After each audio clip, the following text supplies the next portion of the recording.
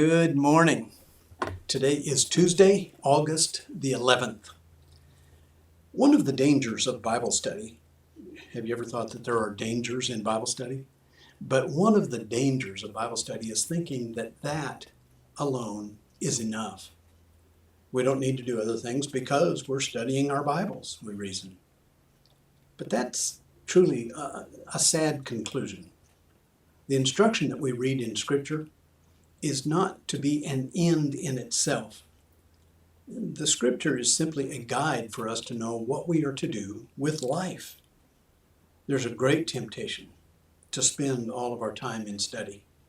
I know many preacher types, and you know how they are.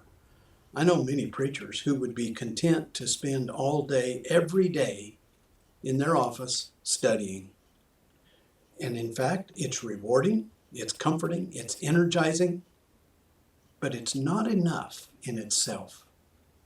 The whole of Christian teaching is not just about what gets poured into our heads through study, but what pours out of our hearts in action. James talks about this in the letter that he wrote. I want to read you two different passages from James, but it starts with this. In chapter 2, starting in verse 14, "What use is it, my brethren, if someone says he has faith, but he has no works? Can that faith save him? If a brother or sister is without clothing and in need of daily food, and one of you says to them, 'Go in peace, be warmed and filled,' and yet you do not give them what is necessary for their body, what use is that?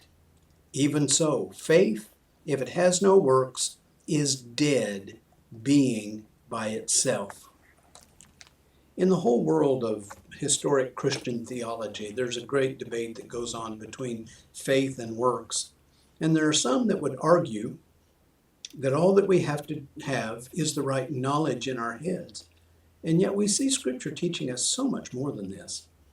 And this continuing passage that I read to you out of James is given as if he is arguing with someone about the necessity to do works and not to just have knowledge. So he says this, and this is a lengthier passage, but bear with me on this. "But someone may well say, 'You have faith and I have works.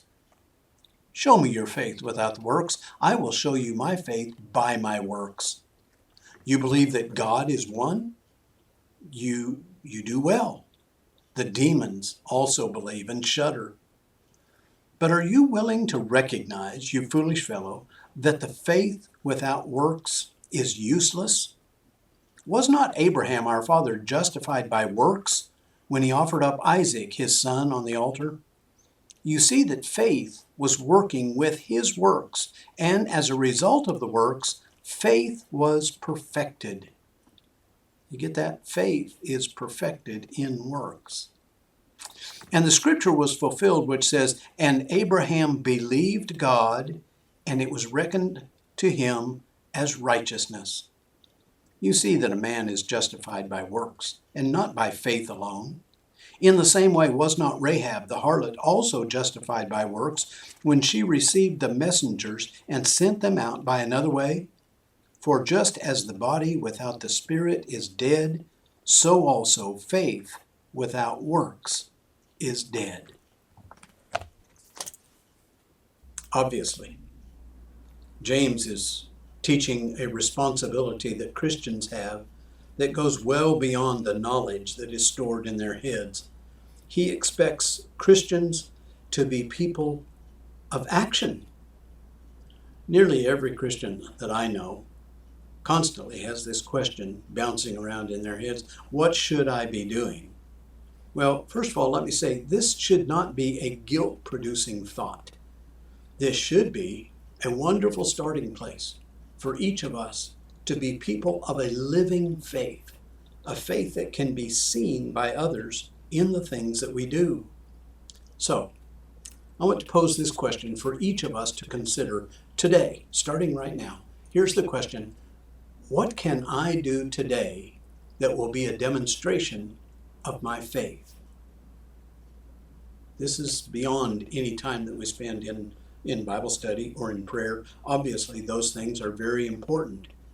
but we are being urged to do more. So, what will you do today?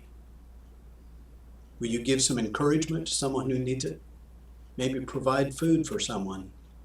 Maybe make sure that someone has clothing that they need. Maybe you need to give attention to someone who is sick or lonely or discouraged. Matthew 25 reveals a scene in judgment when we will be confronted with the things that we have done or not done for people. The reasoning that is given there is that as you have done it to one of these people in need, you have done it or you've not done it for Jesus himself.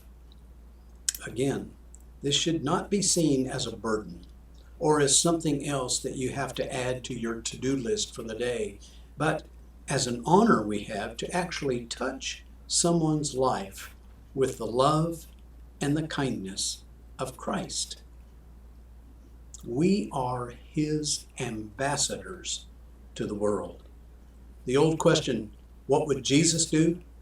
It's a very valid question. What would he do if he had the contacts and the opportunities that you have today? So, today, show your faith by your works.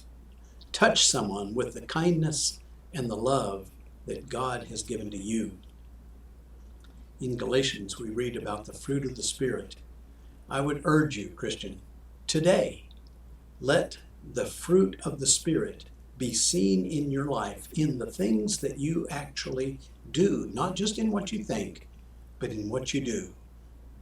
Be a demonstration of love, joy, peace, patience, kindness, goodness, gentleness, faithfulness, and self-control. Christian, make this a great day. Go today and be an ambassador for Christ.